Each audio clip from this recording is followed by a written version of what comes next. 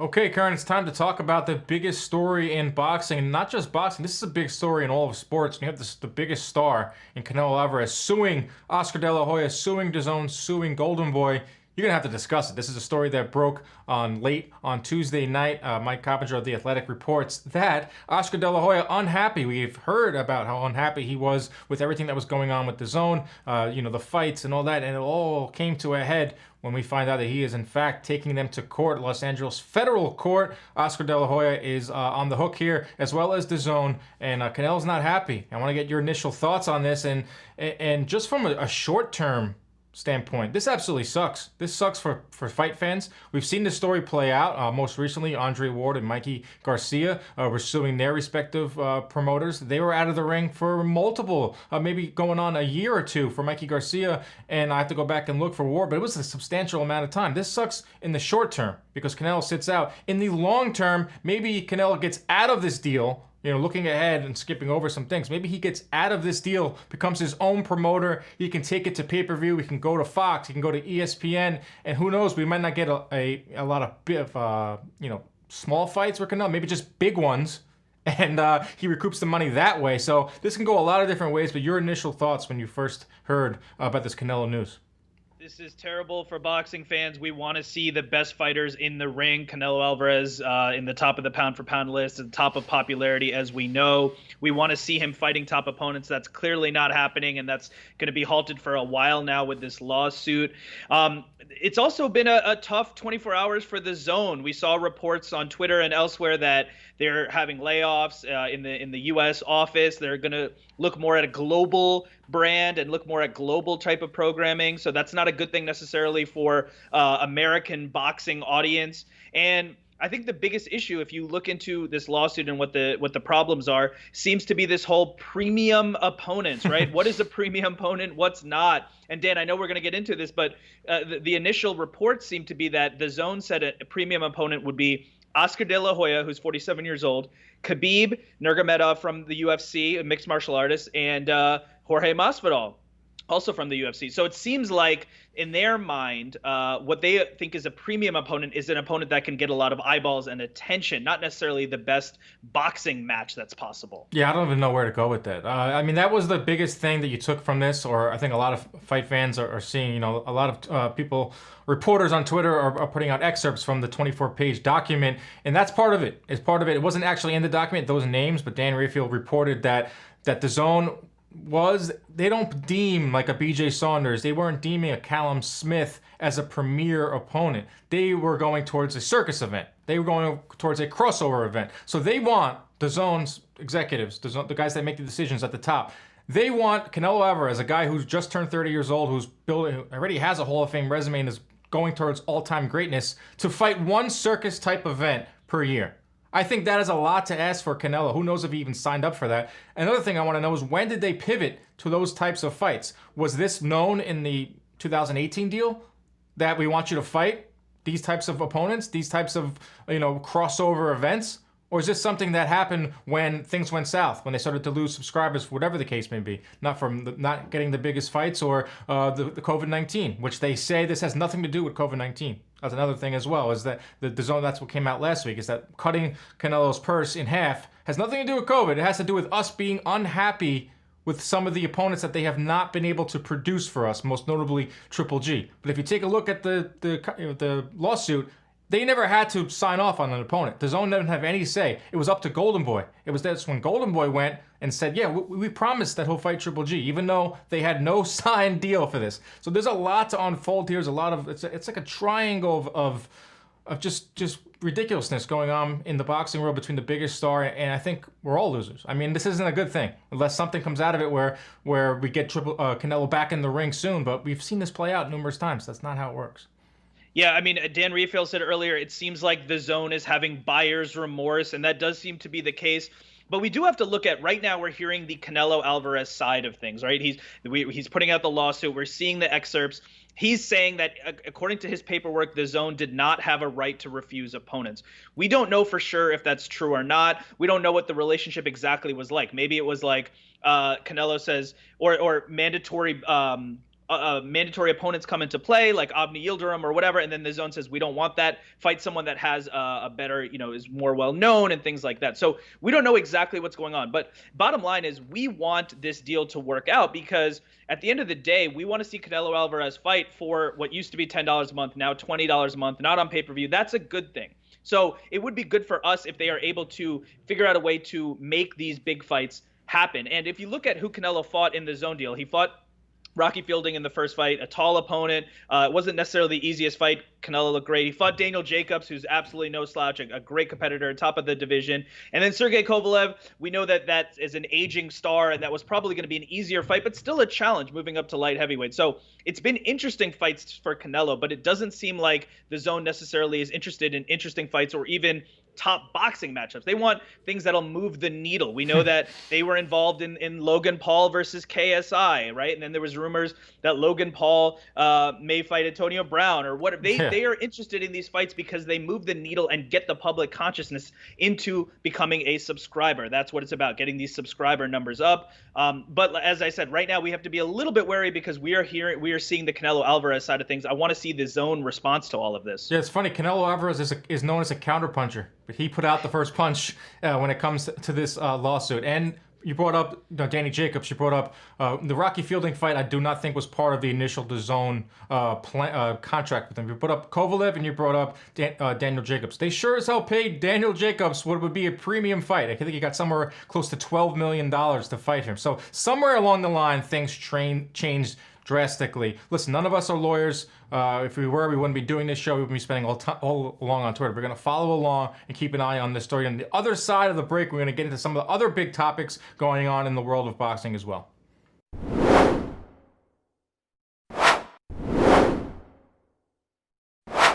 Curran, I'm not ready to move off this topic. It's multi-layered. There's a lot to digest and there's a lot to unfold with the sport's biggest star potentially hitting the free agent market. That's something I want to talk about with you here.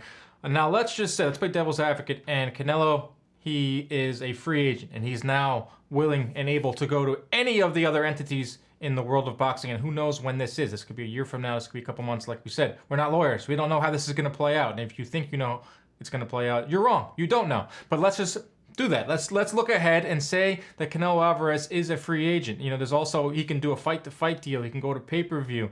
But the one thing that I thought about with this contract and this deal is that $35 million was a great safety net for Canelo. We don't know how the pay-per-view market is going to be. It's fluctuating year by year. No longer are you getting these 1 million buys like he had against Triple G. You don't know what you're going to get, but when you have a deal like this that's structured to $35 million no matter what, a lot of those headaches are gone. You might not get the upside of an $80 million deal, but you know you're getting $35 million. But we don't know what's out there. If he goes to PBC, that you probably would make the most sense considering what they have at 168, and maybe getting on Fox or Showtime is a great thing for Canelo. What do you think? Yeah, I'm gonna disagree with you. I actually think there's a better landing spot. When Canelo first signed the deal with DAZN, he said that he was happy that his fans could watch his fights for $10. Now we know the price is $20, or if you do a year, it can be less than $10. But the point is, it's more reasonable than buying a $75 pay-per-view. If he actually believes that and wants his fans to see a cheaper fight, maybe the issue isn't actually DAZN, but Golden Boy Promotions. We know that him and Oscar De La Hoya have clashed before, and maybe he can jump ship to Matchroom. We know Eddie Hearn and Matchroom have the relationship with DAZN, of course. Maybe they can tap into keeping him into the zone, make the Triple G fight happen, do some fights in Europe. So that seems to be an interesting landing spot. Obviously, we know if he's going to go full free agent, even though I don't think that that's likely because he's claiming $280 million in damages. It doesn't seem like the Zone or Golden Boy or whoever is going to want to pay for that. Instead, I think they would just prefer to pay $35 million for subpar opponents. They're not going to want to pay all this money for getting nothing in return. But let's say he goes full nuclear, he's full free agent. Obviously, we know ESPN and Top Rank would be another suitor because who wouldn't want one of the top stars in the sport on their roster? I actually think going to Matchroom would make the most sense. Or, of course, if they can somehow work this out with Golden Boy in the Zone and make this third Triple G fight, get some eyeballs back on subscribers.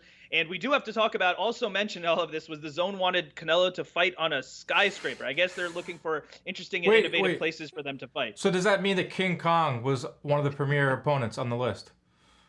I don't know if he makes a premier opponent. That's the question. That's a good question. That is a good question. But you bring up Matchroom. I want to know what Matchroom's plan is in all this. Eddie Hearn's been awfully quiet. I've heard rumblings that, the Matchroom USA roster, what is of it? Devin Haney or Andre, there's some good American fighters that are on that. Where are they going to be fighting? There's a lot of question marks with that. But how about in terms of Canelo being a free agent? Why can't he take the Miguel Cotto route that we saw later on in his career, going from platform to platform or going to the best deal that makes the most sense? This is Canelo Alvarez after all. He can call the shots. He can, pick up whatever opponent he wants. He can make a lot of money, say, if he wanted to fight a Charlo on PBC, put it on Fox pay-per-view. The one detriment of DAZN, I have been a big supporter of DAZN. $10 a month, $20 a month is a great value for boxing.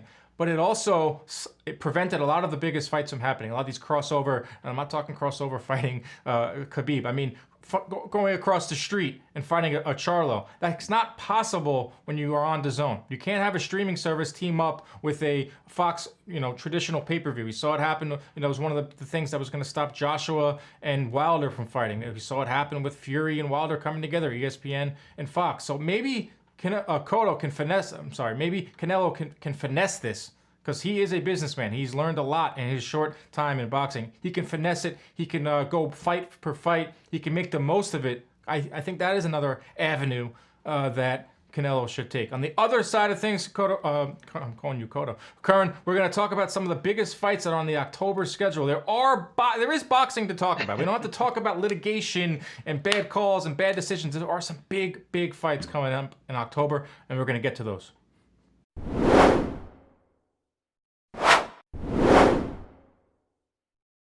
Okay, Curran, from the courtroom to the closed arenas for boxing, looks like October is coming into form as Top Rank unveiled their schedule for October, which added on to what we already had in October, makes it a really good month of boxing. We're finally seeing some big fights. There's a lot of title fights. There's a couple unification fights that are happening at the end of September into October.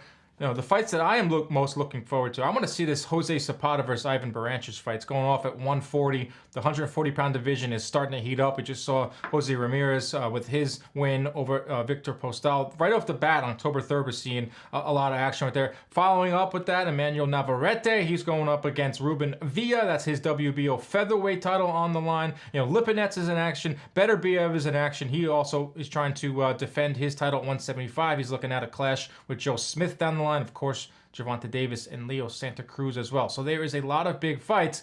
The fight that you're most looking forward to in October is? A lot of stacked fights. I am definitely circling on my calendar Inoue versus Maloney. I think it's we're getting an opportunity to see one of the top pound for pound fighters, and some of the stuff we've been talking about is we haven't necessarily been able to see some of the top pound for pound fighters, right? Due to COVID and due to everything else. We mentioned Canelo, Anthony Joshua. Hopefully he'll fight this year. Terrence Crawford, maybe he's going to fight Kell Brook. We don't know.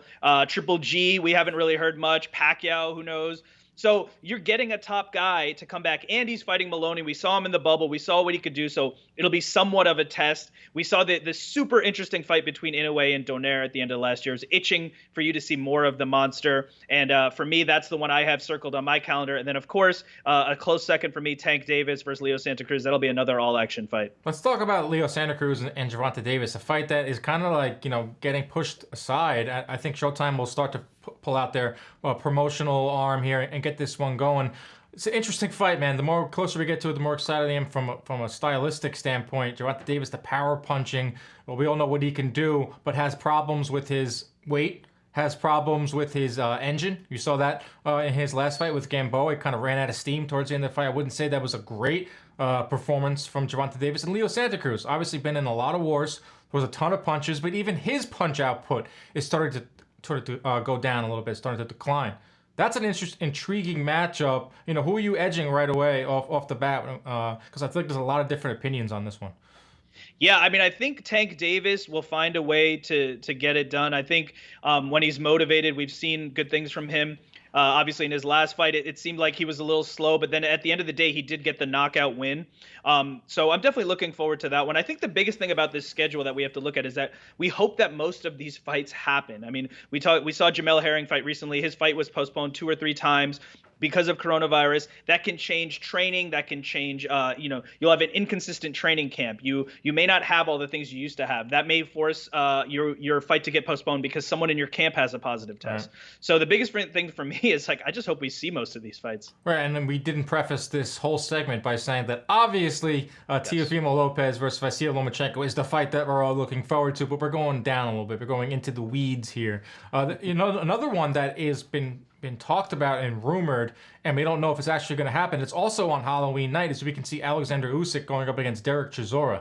That right there, I mean, that's a good night for fight fans. And I talked about this on my last show. We're not going to imagine seeing an Inoue and an Usyk on the same card on Halloween night. Think about the promotion you can do for that. Think about what you can do, the Monster and Usyk on Halloween night. It's going to be awesome. But nonetheless, we still potentially could see the Usyk fight in Chisora. The last I heard was that they were fighting over money. You know, there's no live gate. The UK is flirting with maybe having fans in there, but they're arguing over money. We got to see Usyk. This is a guy that many have on their talking about pound for pound list in terms of cruiserweight. Only one fight at heavyweight, and that seemed like it was an eternity to go. I want to see Usyk in there. I want to see what he's really got, and I think it's a really stiff test going up against a guy who's been in tough that's Chisora. Yeah, I mean, fighting about money, that's shocking in boxing. I've never heard that. Can you believe it? I can't believe it. That's crazy. And yeah, I think the promotion writes itself there. You take the photo of Usyk doing his smile, his kind of creepy, deadly smile, and then you have the monster. I mean, I'm getting excited just thinking about it. I hope that these fights to come together. It's a lot of fighters that we've heard of, a lot of top quality names. And I think what's good about when this pandemic first started, we were just getting fighters in there. Now we're getting better matchups right. That we're excited about that we don't necessarily know the winner of. So let's bring it on, man. Let's bring on the fall. And then we know, looking a little bit ahead, we have NBC Sports entering the game as well in terms of the boxing landscape. So definitely exciting things ahead for boxing. Yeah, Ring City is supposedly coming to NBC Sports Network. It's going to be like a no promoter.